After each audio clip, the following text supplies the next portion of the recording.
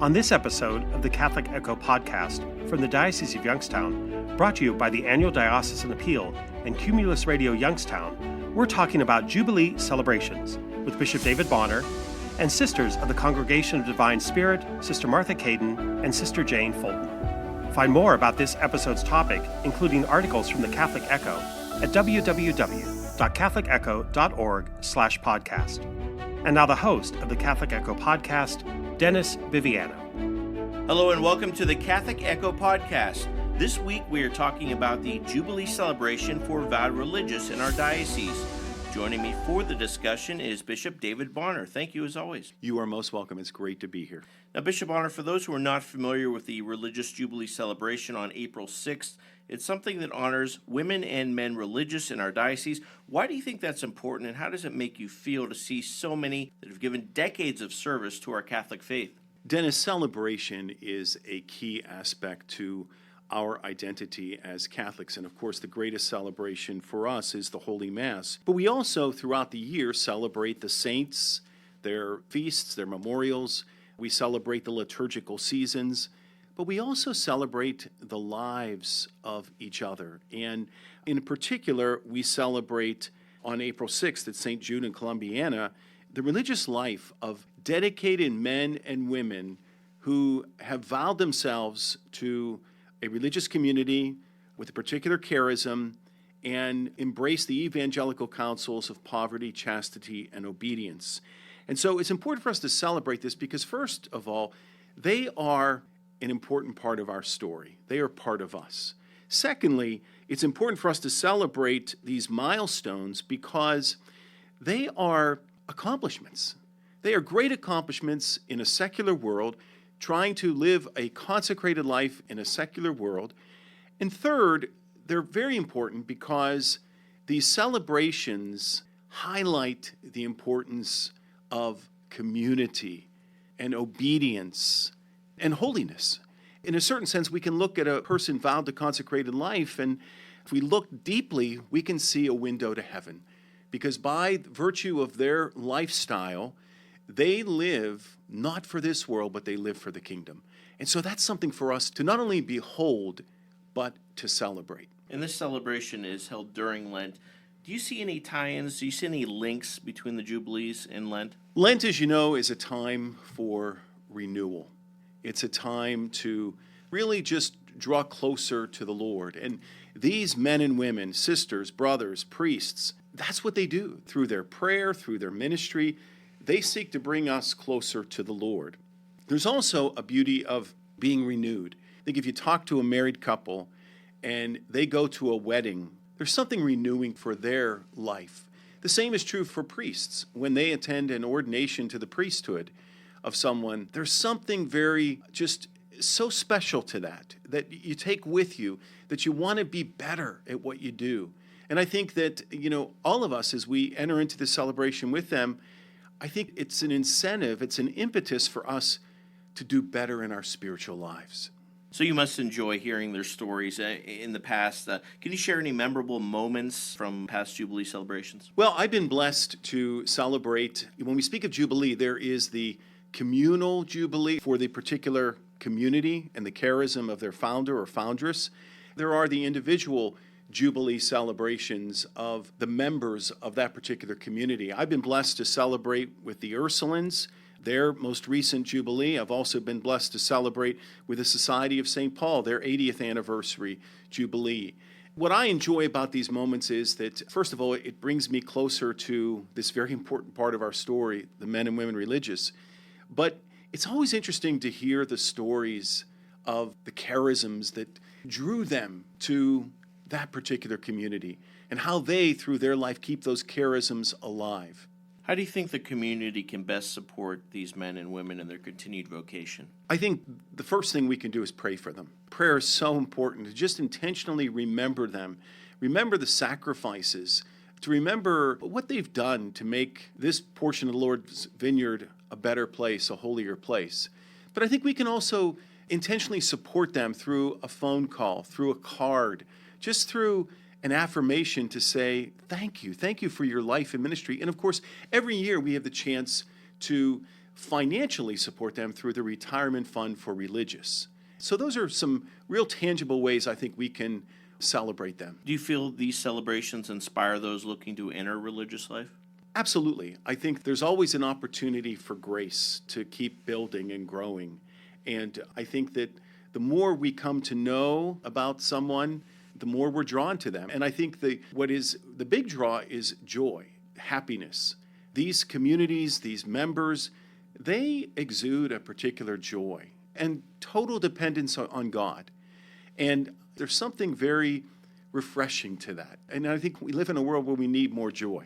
Just wanted to shift gears real quick. Last month, we lost two faithful servants in Monsignor Culp and Father Zanny.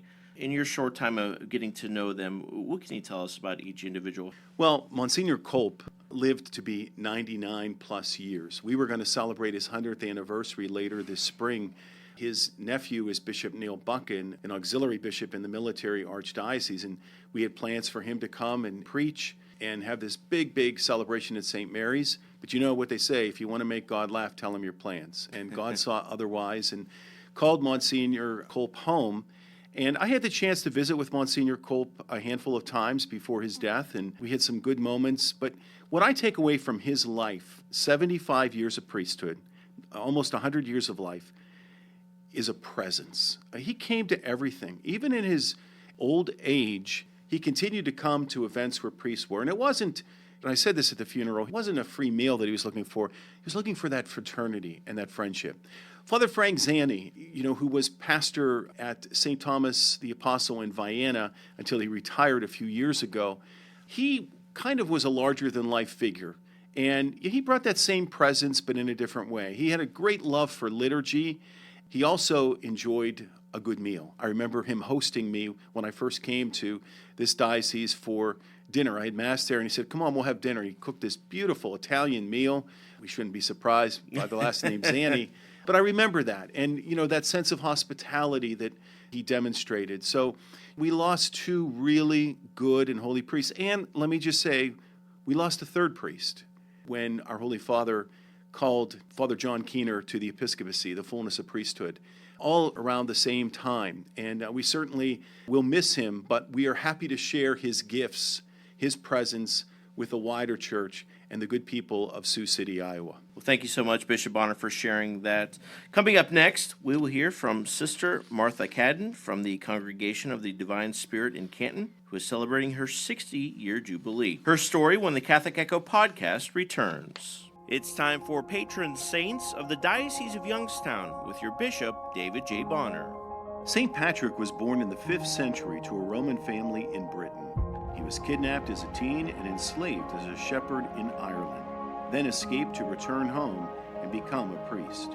He returned as a missionary who baptized entire Celtic tribes, built the first churches, and served as the first bishop of Armagh. He is a patron saint of Ireland, Nigeria, engineers, protection against snake bites, and St. Patrick parishes in Hubbard, Kent, Latonia, and Youngstown, as well as St. Patrick schools in Kent and Hubbard.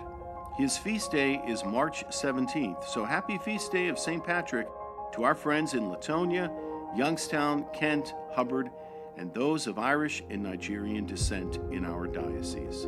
St. Patrick, pray for us.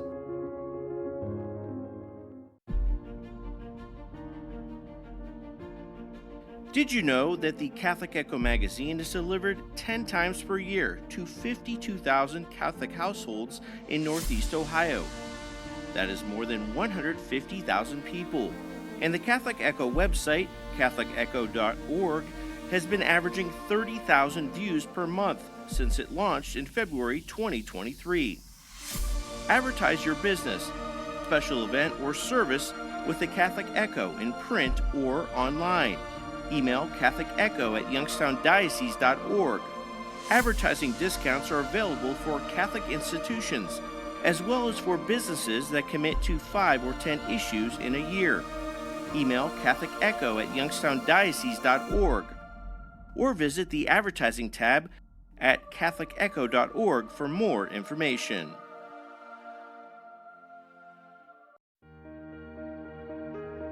The Catholic Echo magazine is delivered free of charge to anyone who is registered at a parish in the Diocese of Youngstown, but subscriptions are also available for non-parishioners. A subscription costs $40 per year, and you can buy one for yourself or gift a subscription to a loved one. Email catholicecho@youngstowndiocese.org for more information. Wondering what happened to timely Catholic news in the Diocese of Youngstown? It's at catholicecho.org. There you'll find recent stories about Catholic life in all 6 counties of the Diocese of Youngstown, plus recent videos, podcasts, and even national and global news. You'll find it all at catholicecho.org. Sign up for the email newsletter while you're there to have Catholic news delivered to your inbox.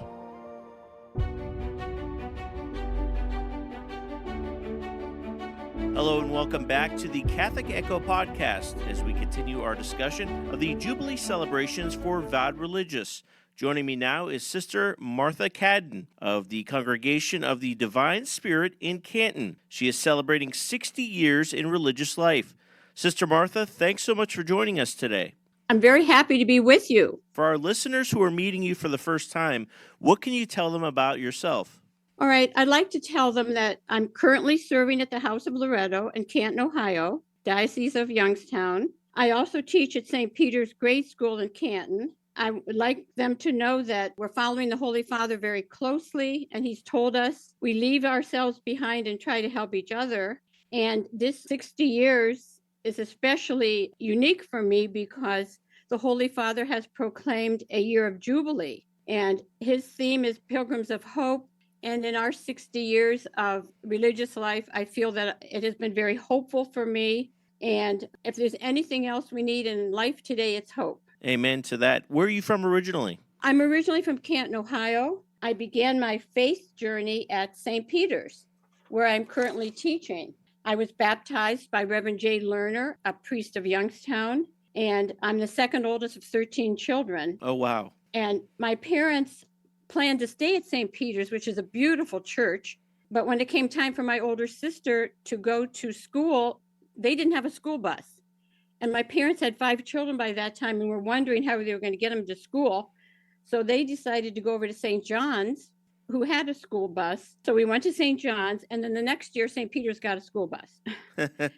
But we decided to stay at St. John's, and I'm glad we did, because we had the Humility of Mary Sisters from the Youngstown Diocese. We got a wonderful education. They were strict, but very good teachers. Can I just tell you one little incident from one of the sisters?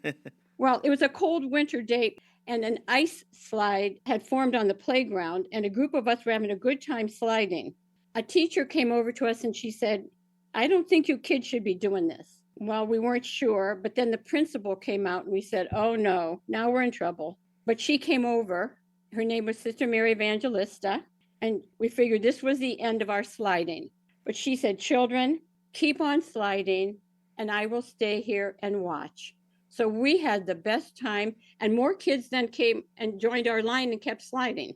That's the kind of sisters we had in elementary school, and I'm so happy for that. Would you say one of them were your inspiration for what you would do later in life? Yes. I think for me, I've been around sisters all my life because I went to St. John's School.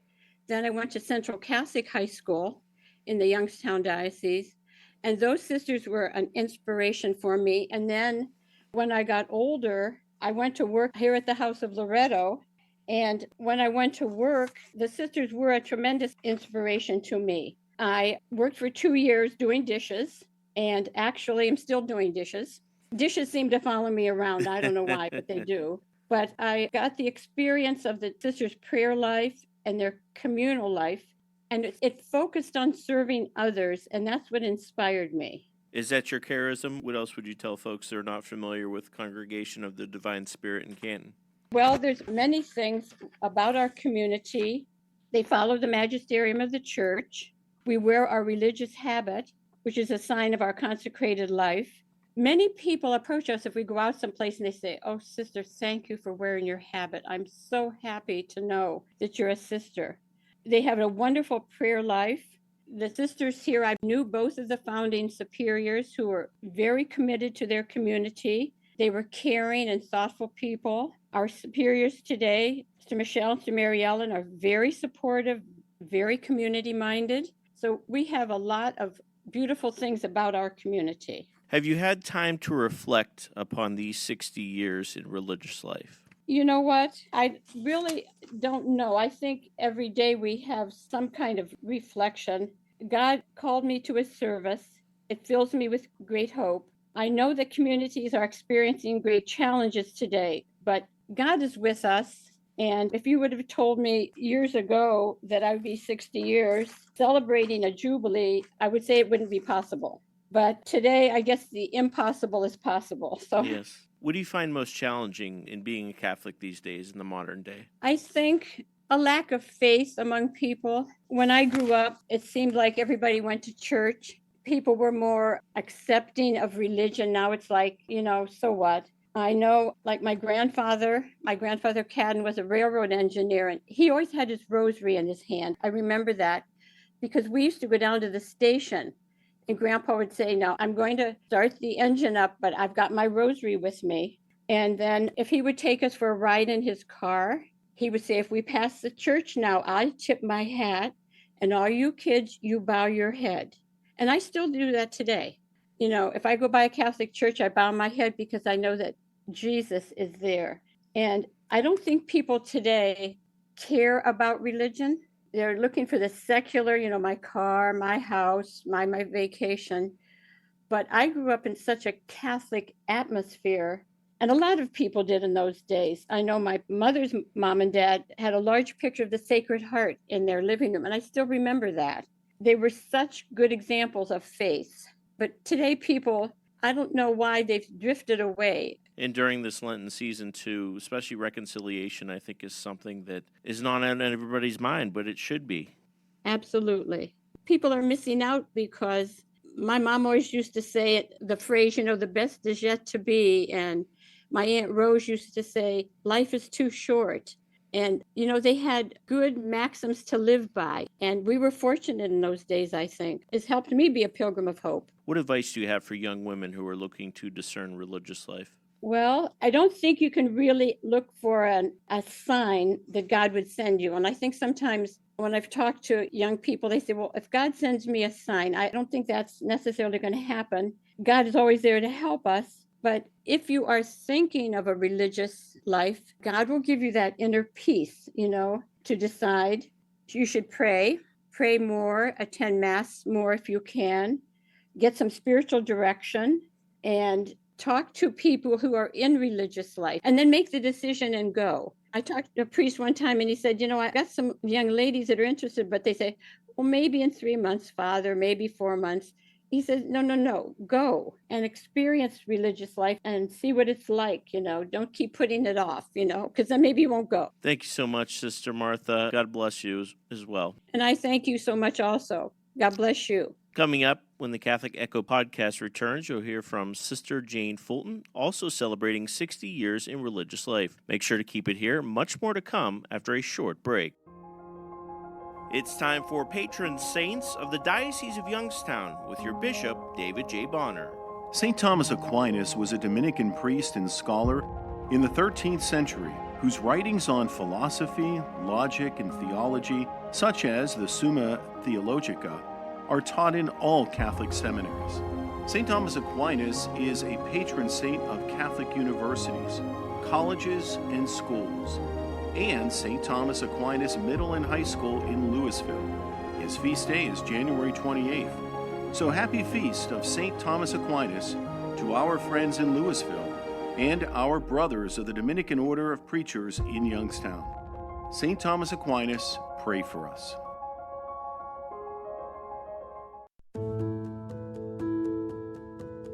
The Catholic Echo podcast will inform and entertain the faithful of the diocese by covering various topics that are relevant in the Church today.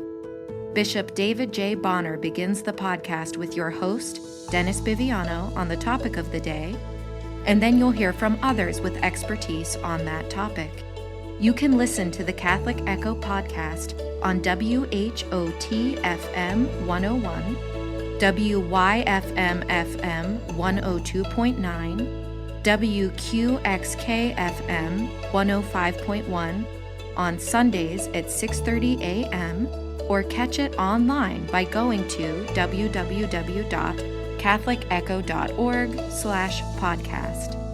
The Catholic Echo podcast is produced by the Communications Department of the Diocese of Youngstown.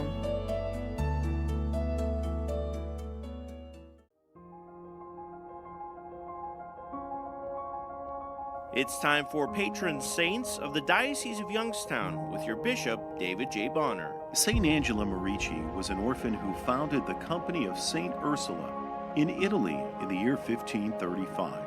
They were the first Catholic religious order of women dedicated to education, now known as the Ursulines. She is a patron saint of sickness, physically challenged people, those grieving the loss of parents, as well as St. Angela Merici Parish in Youngstown, Ursuline High School, and the Ursuline Sisters of Youngstown. Her feast day is January 27th, so happy Feast of St. Angela Merici to our friends and sisters in Youngstown. St. Angela Merici, pray for us.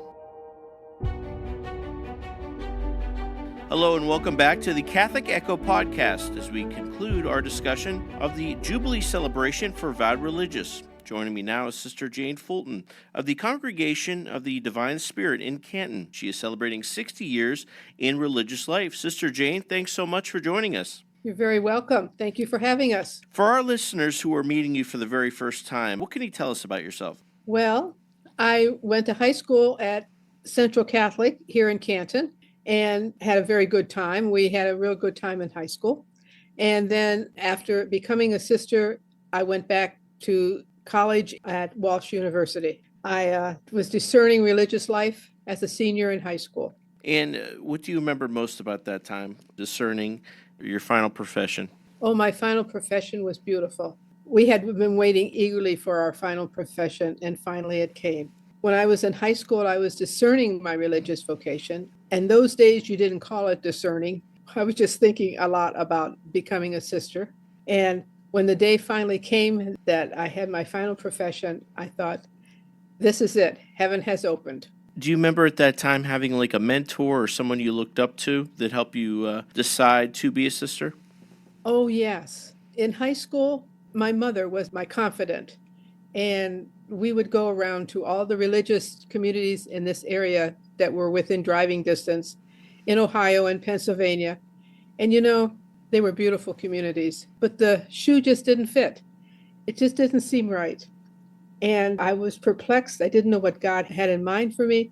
And finally, my mother said, let's go to the House of Loretto and talk to Sister Ann Jean, the administrator. She said she'll just give you advice whether she thinks you have a vocation. Well, I talked to Sister. At the end, she said she thought I had a vocation, and I was very thrilled. Now, my problem, where? Well, Mom and I went all over, and nothing happened. In my senior year in March, I was on the way to visit a community in Cleveland, and I thought this is going to be the one. But you know what? God had other plans. It was snowing, the snow was blowing, it was slippery, and all of a sudden the car ahead of me stopped, and I swerved, and I went into the median of the road, and I thought, this is great, I'm all right. But then, bam, I got hit from the back. Nothing was hurt, nothing was wrong, except the car was a little dented. And my dad said, just get into the car, come right back home, drive home immediately, or you'll never get in again. You'll never want to drive. On the way home, I said, Lord, what do you have in mind? Wow, how about that? You've spent some time, obviously, in Canton. You spent some time in Erie. Have you really had time to reflect upon 60 years in religious life? I spent 30 years teaching in the Diocese of Erie, Pennsylvania. They were beautiful years. I enjoyed what I was doing. However, when I first started, I didn't think I wanted to be a teacher, but God had other plans. That's why I entered this particular community, the Congregation of the Divine Spirit, knowing that I'm just putty in the hands of God. What does He want me to do? Well, He sent me on to school and I became a teacher. And I did that for 30 years. Then they needed help down here in Canton, Ohio, at the House of Loretto, home for senior citizens. As a young girl, I did not want to work with old people. God, what am I going to do if I'm entering a community that works with old people? But God handled that one. He knew what he was doing. I came down here and I loved it. So I've spent the last 30 years at various jobs here at House of Loretto, loving it sincerely with all my heart, because I know this is where God has placed me. Has to be extra special knowing it's happening in your hometown, right? Yes, that's very nice. It's very good. And when you say you're in two different ministries, teaching and working with the elderly, they're actually both the same. You work with people. In teaching, you work with the children, of course, and their parents. So you bring God into their lives. Here at the House of Loretto, you work with the parents, and then you work with the children, and you bring God into their lives. It's so gratifying to see how many people have come back to the church because the sisters have talked to them. Many older people and many of their children have said to us, we are back in the faith because of coming to Mass with Mom, and we said, we're going to go back. That's a beautiful feeling that that people have responded to God's call. They've acted. Now, how will you celebrate the milestone? I know the gathering is April 6th. Is that something you're looking forward to? Oh, definitely. Looking forward to it in my own heart and my soul. I'm not sure what we're going to celebrate exteriorly, but interiorly, my celebration is going on all the time. For a Catholic in modern day life, over the decades, it's changed. I guess what would you find the most challenging aspects in modern day life as a Catholic, and at the same regard, some of the most rewarding aspects as well? I guess seeing that there's so many people that don't know about God. They don't know about the love that God has for each and every one of us. I guess that would be a challenging aspect because that he loves each one individually, and I know how much he has loved me, how he has worked in my life, and you like to give that to other people. Trust in God, trust in him, love him. He will do marvels for you. And what would you say is the most rewarding in modern day life as a Catholic? I guess seeing the people going to Mass on Sunday reverently, knowing what they're doing, receiving Jesus in the Blessed Sacrament. That is rewarding. Jesus is their life. What advice do you have for young women who are looking to discern religious life? Don't discern forever. Think about it. If God is calling you, he wants you. He wants you now. He doesn't want you 5 years from now. You can discern yourself right out of a religious vocation. I have seen it many times and it hurts. Thank you so much, Sister Jane Fulton. The Religious Jubilarian Mass takes place on Sunday, April 6th, 11 a.m. at St. Jude Parish in Columbiana. That concludes our episode on Jubilee Celebrations for Vowed Religious. Make sure to check out our weekly podcast online on DOY.org or on your favorite podcasting platform. I'm your host, Dennis Biviano. Have a wonderful and blessed week. The Catholic Echo podcast is a production of the Roman Catholic Diocese of Youngstown. Your host has been Dennis Biviano. Have a blessed day, and may God be with you.